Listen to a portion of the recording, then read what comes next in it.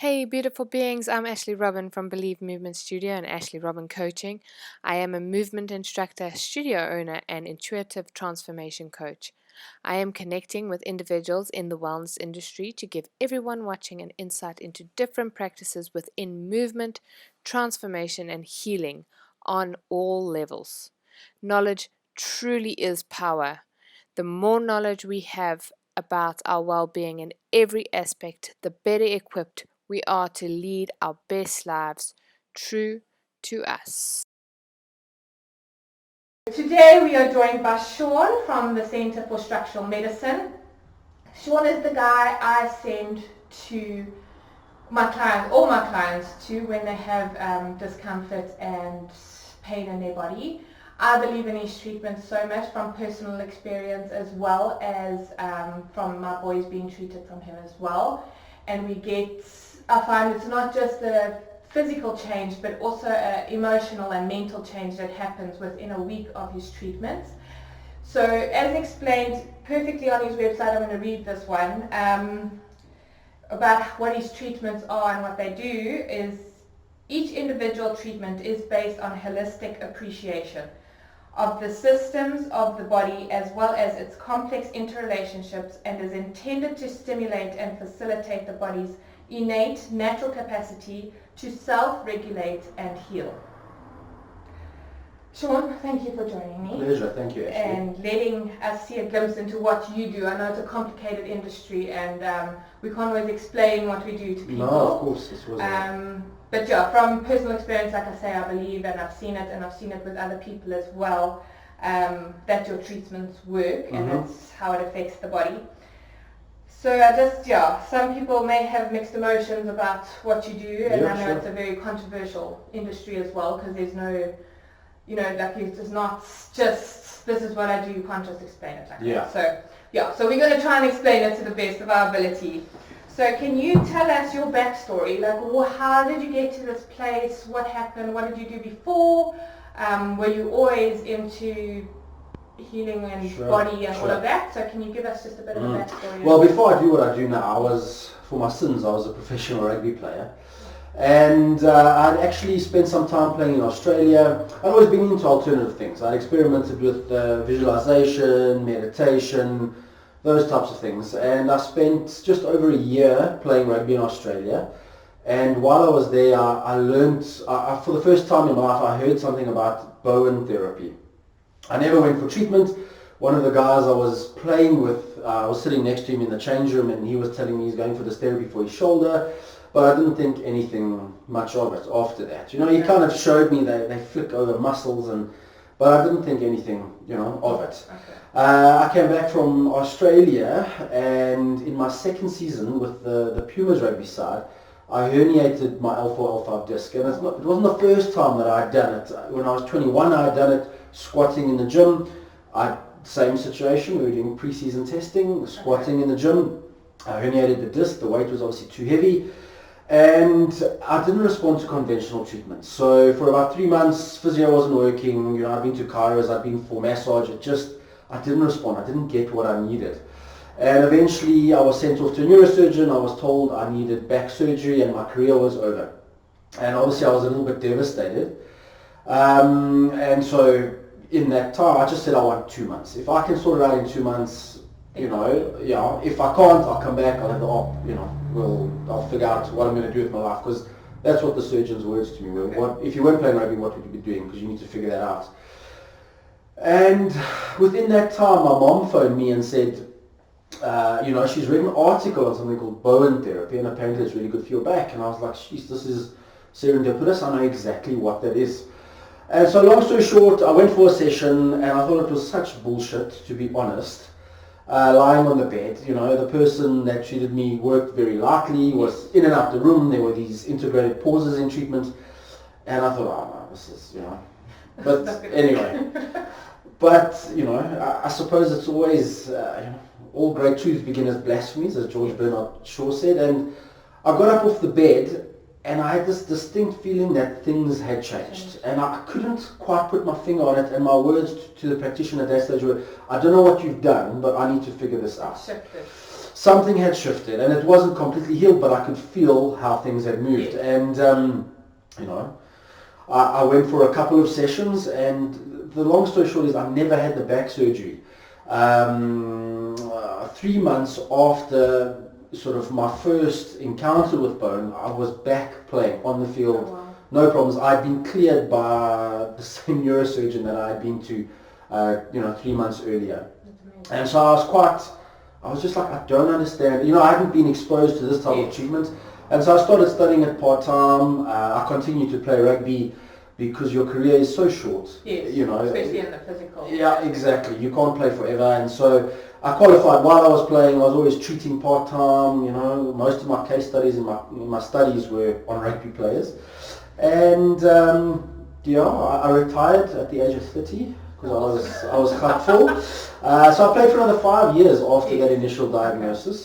And I went into this, and so that's kind of how I got into it, long. So 5 years after you were meant to have back surgery and not play ever again, 5 years is a good prognosis. I would say so, and I try to be active. I do CrossFit, I do yoga, I walk. I try to be as active as I can with my lifestyle, but I'm still okay.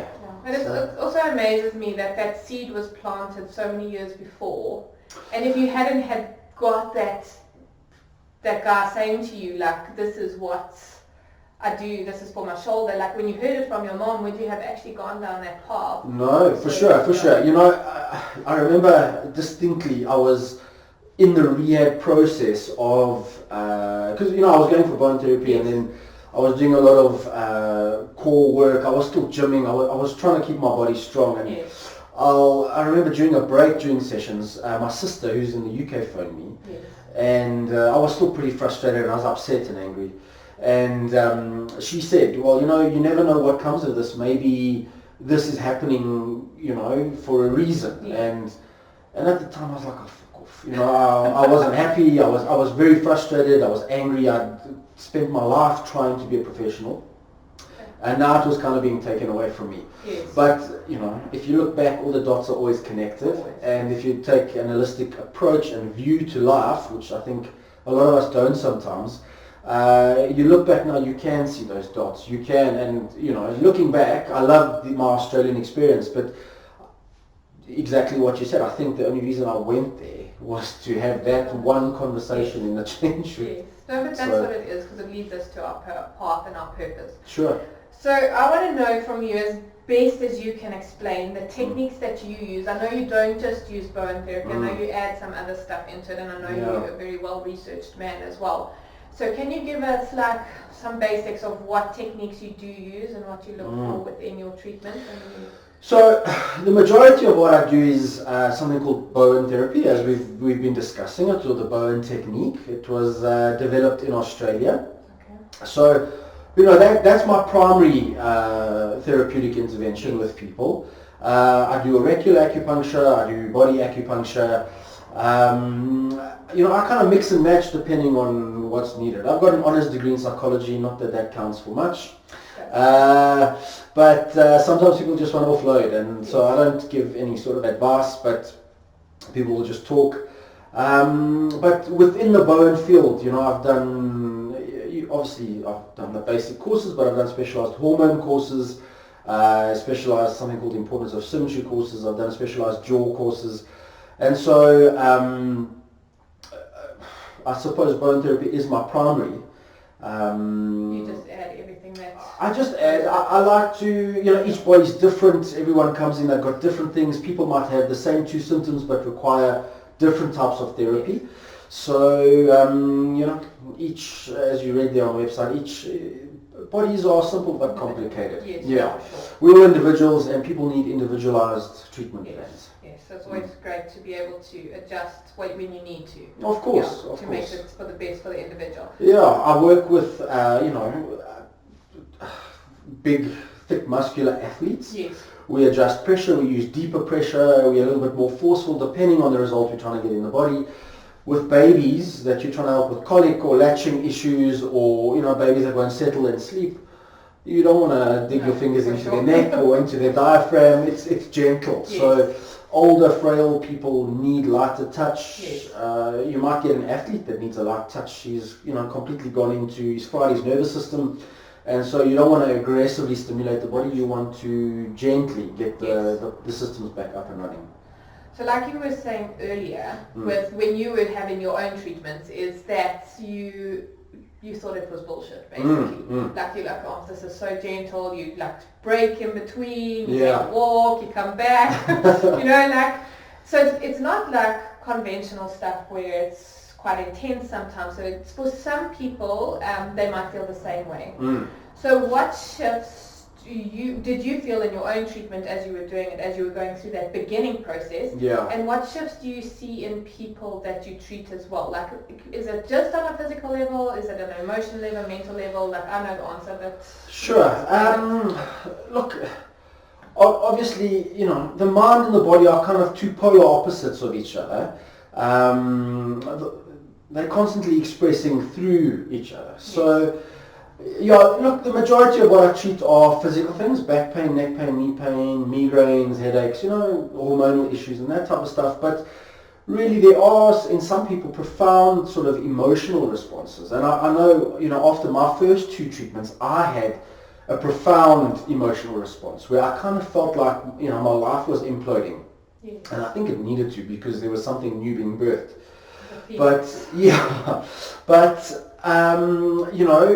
a lot of people come in, just as an example, and they'll say, look, my back pain is 50% better after their first session. And then I start to ask other questions. Are you sleeping better? Do you feel calmer? Do you feel more centered? And generally, even though the back pain is still present, there are these underlying sort of mental and emotional responses in the body. So some people leave and they come back and they go, I left, I just cried. Again, these are not the norms. These are extreme cases. Yes. Or I felt incredibly angry, or I felt different types of emotions. I can say for me it was frustration. A lot of frustration was like the day after, but the week it settled. Like it took a week to about settle and all of that. And then you're like, what is wrong with me? Why am I feeling so? And then you realize that things are shifting. And when things shift, I think also we have to look at, I always have that analogy of the pond. Like if you look at a pond, like still, it's clear. And then as soon as you do this at the bottom, all the stuff comes up, and then it settles back down again. So that's how I see your treatments as well, as the pond. Yeah, there's, I don't know if it's pseudoscience or research, but they say that, a lot of, and so this is the, sort of the paradigm that I work through, the fascial network of the body, and that's primarily what I manipulate. Yes. The emotional states are imprinted onto the fascia. So when we talk about things like muscle memory, it's not muscle memory, it's fascial memory. And if you understand the structure and function of fascia, it innervates everything, it's everywhere. If sort of your thoughts are the language of the mind, emotions are the language of the body. Yes. And so strong emotions are felt and expressed through the body. Sometimes they a little bit stuck and can affect our organ systems. Chinese medicine takes this very holistic approach to what's going on. Just as examples, anger affects liver, grief affects lungs, anxiety and stress affects the kidneys. And so, when people come in and they've got these imbalances in their organ systems, these are questions you can start to probe around. Do you battle with anger? Have you been through a big life experience where you've lost a business, or you've been through a divorce, or you've experienced trauma? These strong emotional states are present in the body. And so if you manipulate the body and you get the fascia to release it, it's possible that these emotions are released from the body, and releasing them sometimes means you relive them for a little bit. Yes, no, for sure. I think the biggest one is like heartache. We all explain heartache, and we feel it as a physical. We don't always feel it as a, whatever you want to call it. You actually feel it. You feel it in your chest. So, those emotions are coming out in your physical body. Sometimes we forget those everyday emotions that we say, oh, like I've got heartache and my heart feels like it's breaking in two. Sometimes we live that, but we don't see as our emotions coming through the physical body. No. I mean, a classic example, if you're stressed, what happens? Your shoulders tense, you can feel it in your neck. So that is just a sort of an emotional response to a thought or an event, Yes. creating physical manifestation in the body. Yeah, and there's lots of people now that are living in those states constantly. Constantly. So it's a big problem with, like, me teaching Pilates. I say to people, stop moving from here. Like, let go of this. But we're so programmed to be sitting in our cars and, like, at the desk and at the office and everything's up here. So it's a lot of that as well, releasing. It shows up in our bodies. So if you want proof that emotions show up in your bodies, I think you can see it in your everyday life. So I believe that the body works as a system and not in isolation, and I don't think it's just a belief, I think it's research as well. So for example, if you have neck pain, it might not be coming from your neck. So let's just say, like, the cross lines of the body. How can you say to people, like, so for a lot of conventional treatment, should I say, if the neck is sore, you're going to treat the neck. Yeah. So, like I said in your stuff as well, how do you find, if there's neck pain, you look down the whole system, the whole back from the feet up, and you start adjusting things. I've got that video that we did now with your sister of the treatment, which I will put up with this video as well. So just watch that and see how the system works. So for you, like the body working in a system, how could you explain that to people so they can understand it better, that if you have neck pain, it's not necessarily your neck?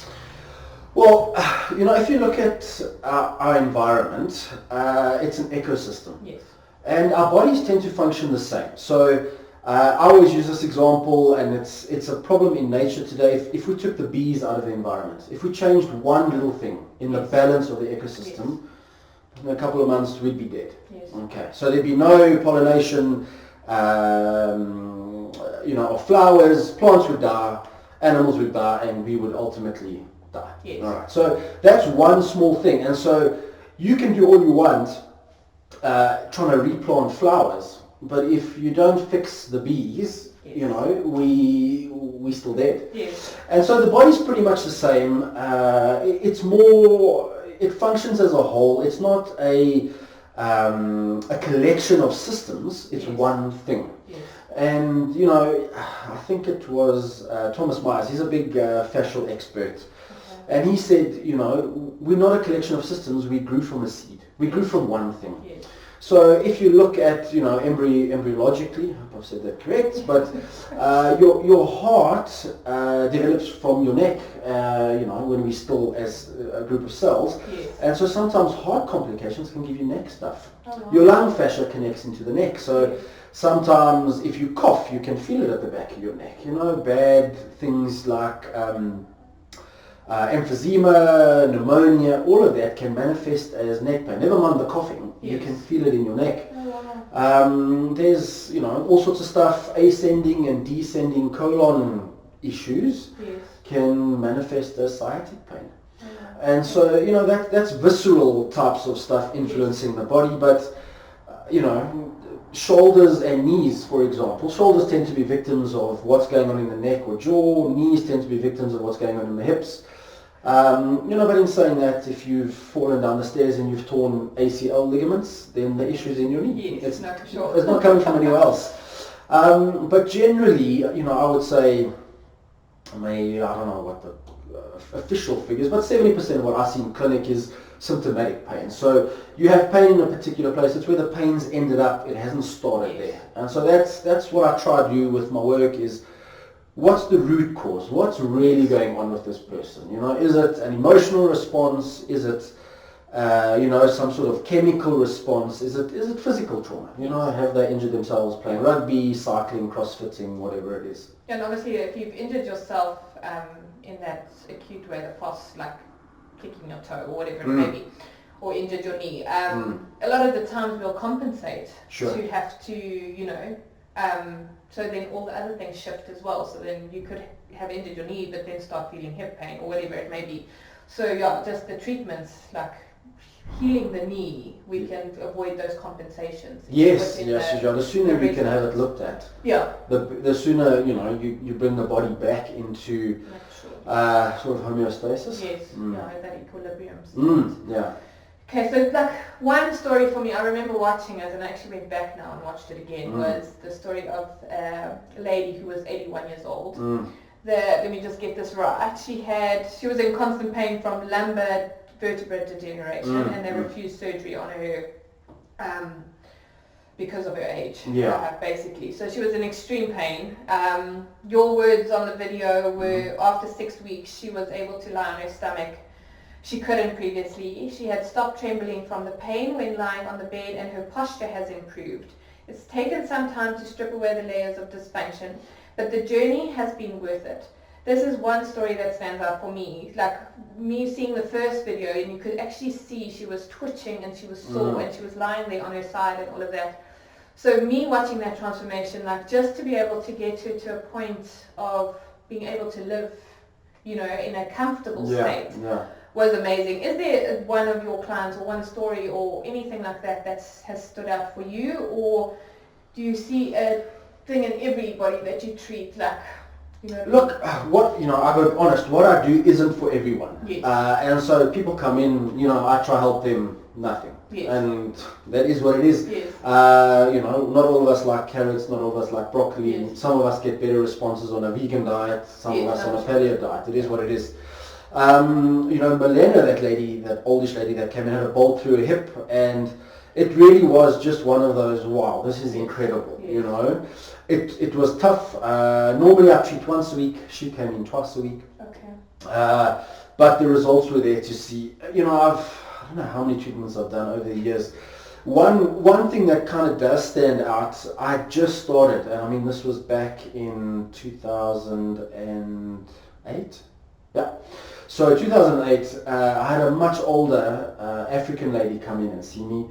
She was in her late 80s, couldn't speak English, so her daughter came with to translate.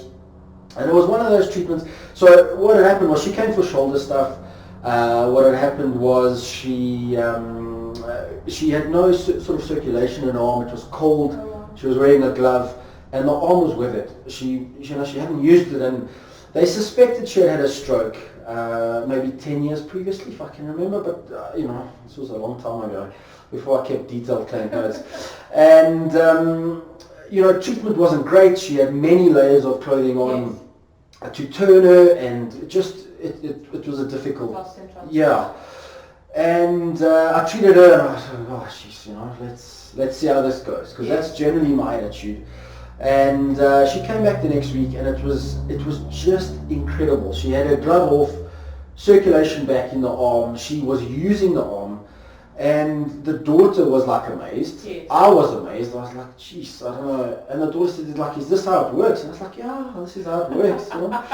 But that was one of the stories that stands out. Yes. I've also, just with the hormonal stuff, we've managed to help people that have been battling to conceive. They've done IVF and they've done all sorts of stuff, and just by sort of down regulating the nervous system, taking them out of this fight or flight, out of the sympathetic state, hormones self-regulating, and it normally takes 2 menstrual cycles, so it's not a quick process, but it's also not an exceptionally long process. Yes. And people conceive, it's like stuff like that's really great. Yes. But I would say, the majority of what I treat is sort of, relief for backache, and, people, I don't want to say non-serious stuff, because, everyone's stuff is serious to them. But you do get these extreme results where it's just absolutely incredible, Sure. Yeah.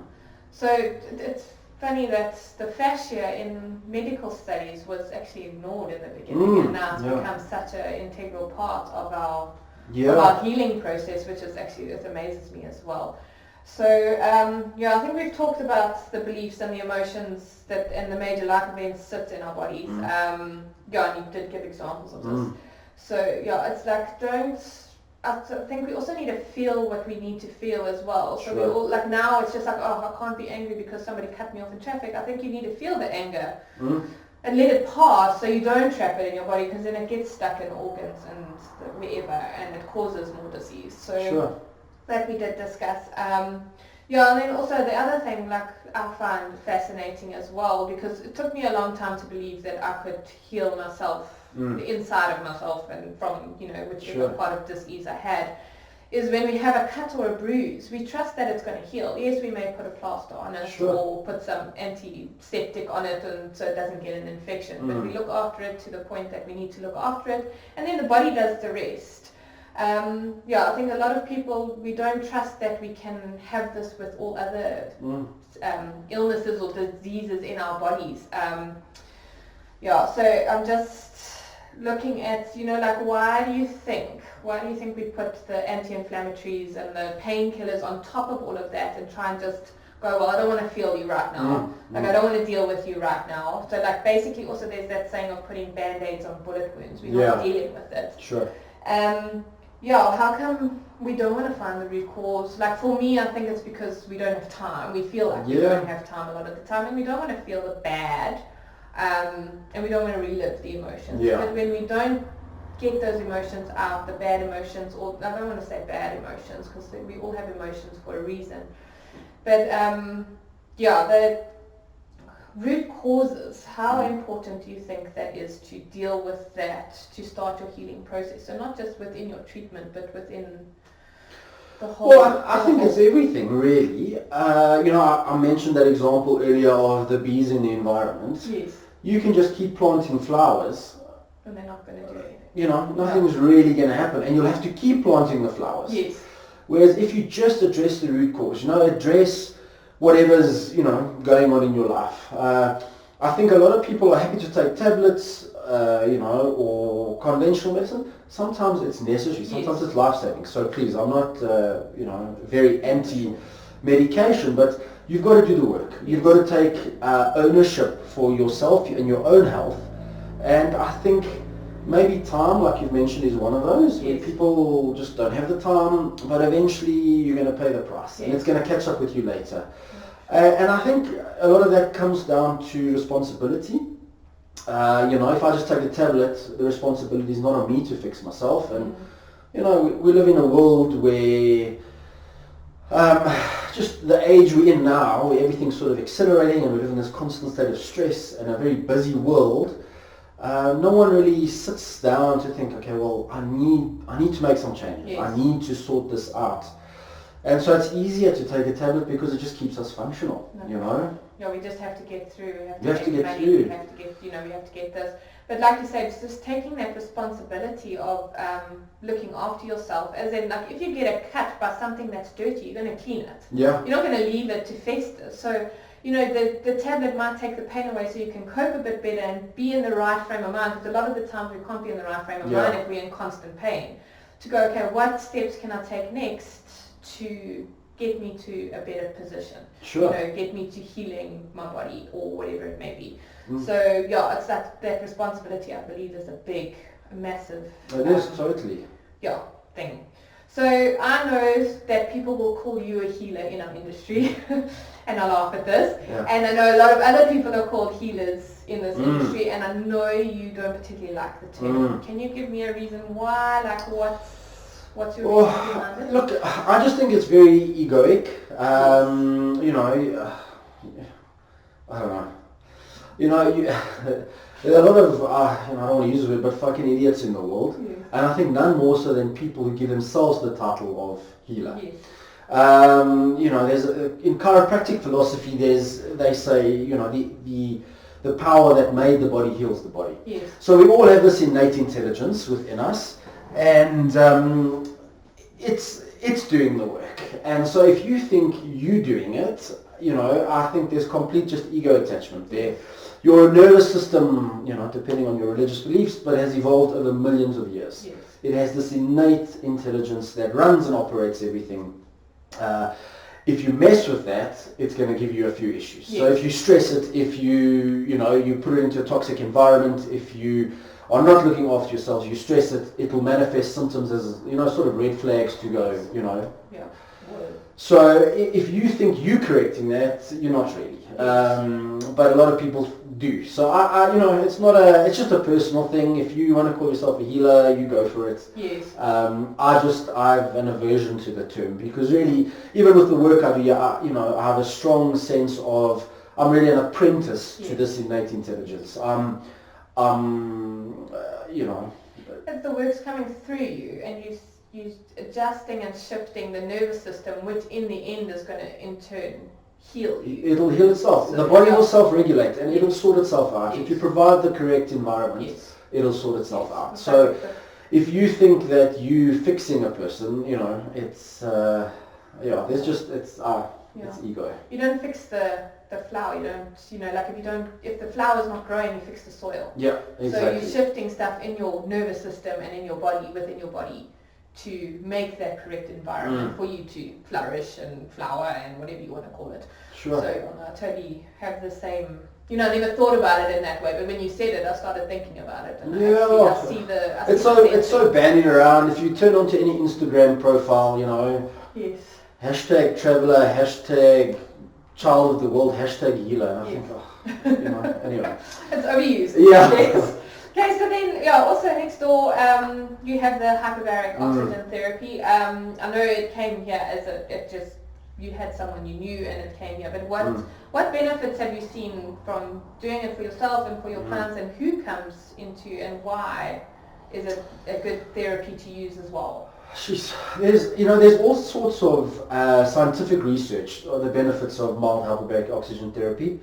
I get a variety of people coming through, but generally, the large majority of people that come into my clinic are athletes. So there's huge benefits to performance enhancement, to recovery. We've had guys with hearing issues come in. We've treated cerebral palsy kids. A lot of autoimmune diseases. There's a huge benefit for autoimmune stuff. Just a quick, under normal conditions, it's just red blood cells that transport oxygen in the body. So if you have any sort of disruption in flow of the blood cells, those red blood cells into a particular area, you're not oxygenating the cells. And so the cells battle to regenerate and battle to repair. With hyperbarics, what it does is it forces oxygen, pressurized oxygen, into all the major fluids of the body. So it's going into the blood plasma, the cerebrospinal fluid, into the fluid in amongst the muscles, and so you're getting this saturation of oxygen into cells. Yes. And so the cells obviously get rid of its waste products, everything sort of, it stimulates, I've gone blank now. Collagen production, there's anti-aging properties to it, stem cell production, there's huge benefits to it, even just as a stress reduction tool, it's been amazing. I'm quite busy, I don't always get the time, but when I do have a spare hour, I jump in between clients and stuff, because I know the benefits, I know how well I sleep that night, there's... So oxygen is life. Well, exactly. Also we live in such a polluted environment. I mean, especially in the cities and that. So just to get that extra oxygen to also help your healing as well. With oxygen, I think it also definitely has a... Yeah, for sure. I mean, it's got benefits for your brain and your nervous system and tendons and ligaments, everything really. Yes, okay. So before we wrap up, I know you have a talk coming up about stress and burnout. So I just wanted to give people a bit of information about that. Sure. Why you're doing it, why it's important to you, this topic. And then we will do how much and when and where and all that. So I'm doing a talk called Walk It Off, and that's on the 13th of July in Loneel at the local culture at the Land Rover Experience. Yes. I had a very, very busy 2017 and 2018. At the beginning of 2017, my clinic really started to expand exponentially after many years of slog. And, my wife and I had a third baby. I bought a house. I had 2 rugby coaching jobs. And, through it, I was working, a lot of the days sort of from 8 until 10 at night. Yeah. And in February this year, it all came home to roost. It kind of just all caught up with me. Yeah, and it started off as this like chronic, or let me not say chronic, acute pain in my neck that I battled to shut. I battled for a month. And then I started getting symptoms of internal wind rising. So it's a sort of kidney imbalance. It was, I would get home on a Saturday after work. I'd work in clinic 6 days a week. I'd get home on a Saturday and I would have tremoring symptoms in my body. And it was so bad that I was happy to give acupuncture needles to my wife and say, you need to put the needle in my ear, and happy that she just heard the flash. And I was tired and lethargic. I didn't want to work anymore. My body didn't feel right, and it was something that was difficult to put my finger on. I eventually got hold of a homeopath, and I just said, look, I have symptoms of burnout. I see this in people every day in clinic that come in here. I need an outside voice to affirm what I've... So we went in, I had high blood pressure, I wasn't feeling great, and I realized, looking at other people, that if I don't make changes now, I'll be able to function, but in 10 years' time, some big thing is going to happen, some major health crisis. And I started this process of getting up early, taking, I'm reading a book called Extreme Ownership, but extreme ownership of my life and of my environment. Yes. So I got up early, I exercised, I did some form of meditation, and the exercise was not intense exercise for my body, it was more for my brain chemistry. Yes. To clear the cortisol out of my bloodstream, to stimulate the neurotropic brain factor. And within a month, I meditated, I did some sort of learnings, a lot of personal development. Yes. I haven't had a hot shower in I don't know how long, I biohacked my nervous system. Yes. And I started doing more, I understood what my nervous system was doing, yes. But I started looking deeper into it. And within a month, I went on to supplementation, homeopathic yes. medicine. I started supplementing because I realized, my body was nutrient deficient, and as long as I was trying to make these corrections, I wouldn't get anything right unless I supported my body as well. And within a month, my blood pressure had returned to normal, and I'm in day, close in day 80 something now. I got up every single day at 4:30, even on weekends. I don't miss a day. And it's just become part of my lifestyle now. And so I just wanted to more share that on a larger scale. Yes. I work one-on-one with people in clinic, but in society today, people have these autoimmune symptoms. They're not sleeping at night. They've got IBS. They've got fibromyalgia. They've got thyroid issues. They've got hormonal issues. They're battling to conceive. They've got headaches and migraines. And these are all symptoms of sort of a very strong active HPA axis in your body. And people are not aware of it. It's, I say stress and burnout, it's sort of masquerading as these symptoms. Yes. And I really just want to, maybe inform people a little bit more that knowledge is power, as you said when we started. And if you take control of your life, control your environment, cut the toxic people out of your life, take control, you function so much better. I was actually thinking about this yesterday, is we need to take control of our life, but we need to stop trying to control our life. So, in the way of we try and control every little aspect that needs to work there. So we have to trust, but also take those steps to own it. Sure. You know what I mean? Like own the trust and own it. Like there's two different controls here at play. So I found that completely interesting as well. And that's, a lot of us get hopeless when we go, I've got a thyroid problem and that this is what I must do, because that's what we believe. We're supposed to go, okay, our doctor says this is the treatment. How do you go, I need to trust myself that there is a different way to do this. Obviously don't disregard what your doctor said because they've studied for it and all of that, but just take ownership of your life. Don't just believe that there's this single thing that is going to fix you, or just take the symptoms down and you're not actually fixing anything. No, sure. You've got to, if you're not going to do it, no one else will do it for you. Yes. And so if you need to be on the thyroid medication, go onto the thyroid Yes. medication, but make those lifestyle changes, drop your stress levels, clean up your diet, supplement naturally if you need to. And then hopefully you can come off of it. Exactly. There's a really interesting field at the moment. There's a big buzzword called epigenetics, Yes. and how our genes turn on and off depending on the environment that they're exposed to. And so if you listen to podcasts or read books or a lot of the thought leaders in these areas, a lot of what they're saying is that, Bruce Lipton's one of them. He says 1% of disease is genetic. Everything else is a response to your genes, to your environment. Yes. So, if that is true, then we are a lot more in control of what's happening in our body than we like to think we are. Yes. We are not victims of our genetic disposition. No. We are creators. We are masters of our own health. And that's how we can start creating our best life true to us. It doesn't have to be what all these other people are doing. It can be, what's your true life? What's your true path? Like, just start thinking about those things. Sure. And start creating it.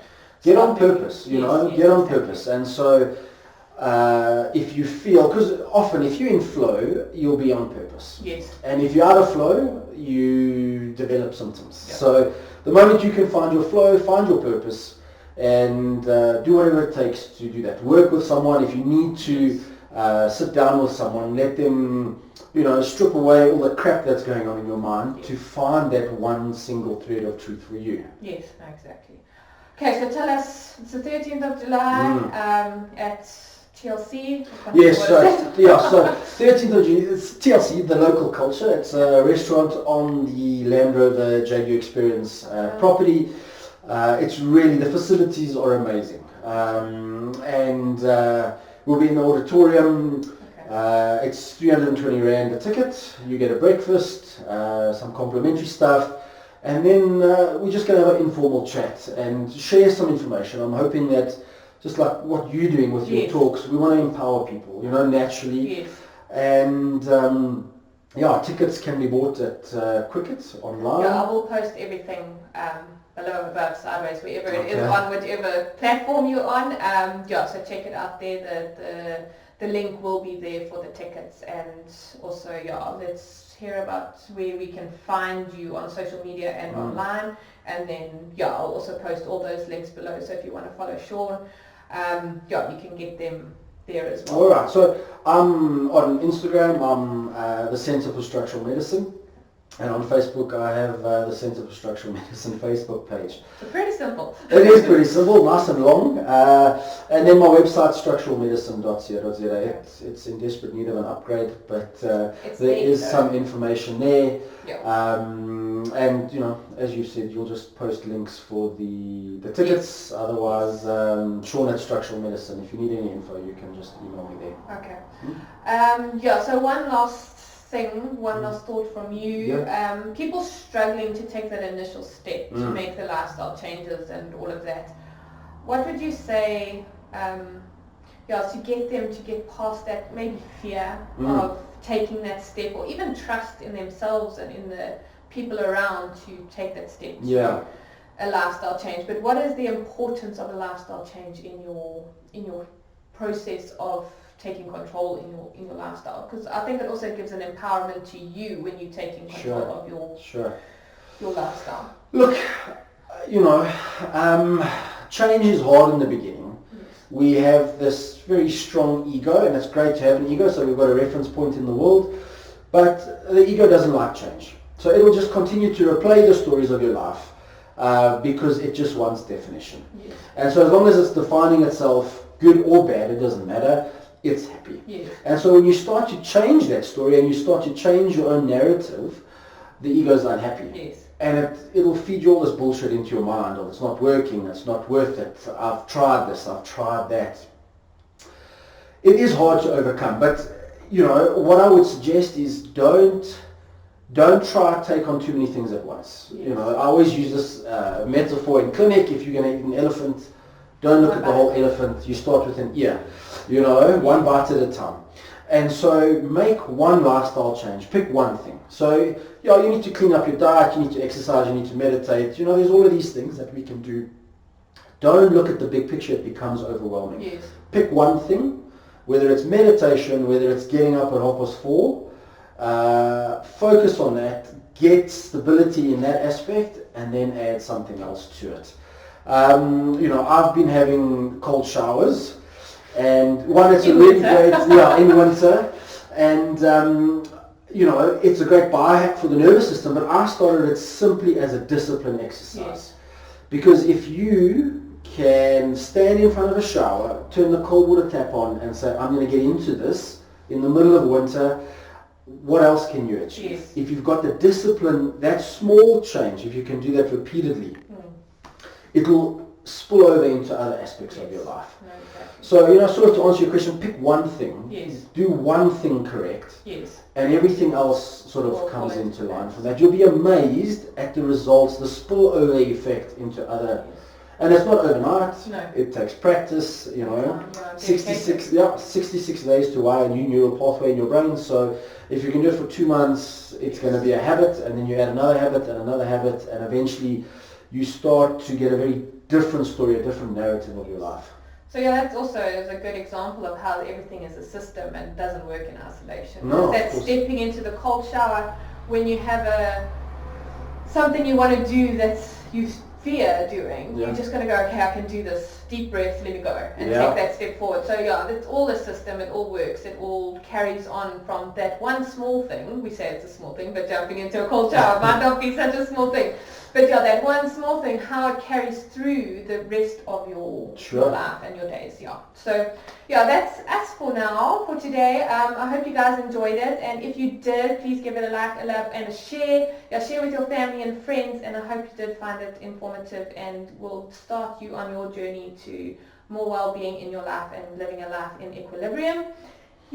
Thank you, Sean, for joining us, and Thank you, Ashley. we look forward to seeing what you're up to in the future. Perfect, thank you.